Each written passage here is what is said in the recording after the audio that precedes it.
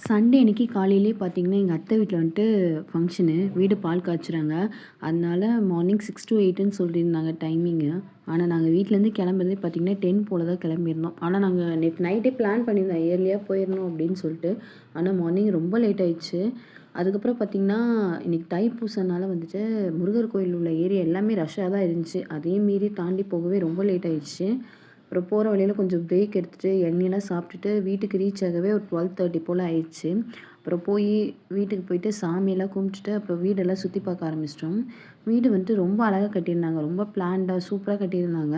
அப்புறம் அங்கேருந்து கொஞ்சம் ஃபோட்டோஸ்லாம் எடுத்துட்டு, அப்புறம் ஃபேமிலி கூட டைம் ஸ்பெண்ட் பண்ணிட்டுருந்தோம். அப்புறம் லஞ்ச் ரெடி ஆயிடுச்சுன்னு சொல்லிட்டு கீழ சாப்பிட கூப்பிட்டுருந்தாங்க. லஞ்சுக்கு பார்த்தீங்கன்னா, வெஜ்ஜு, நான்வெஜ்ஜு 2மே ப்ரிப்பேர் பண்ணியிருந்தாங்க.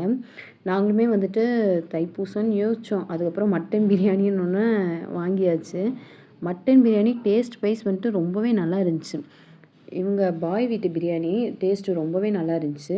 நல்லா பிரியாணி ஒரு கட்டு கட்டிட்டு, அப்புறம் அங்கேயுமே வந்துட்டு ஃபேமிலி கூட கொஞ்சம் நேரம் உட்காந்து பேசிட்டு இருந்தோம் ரொம்ப ஜாலியா.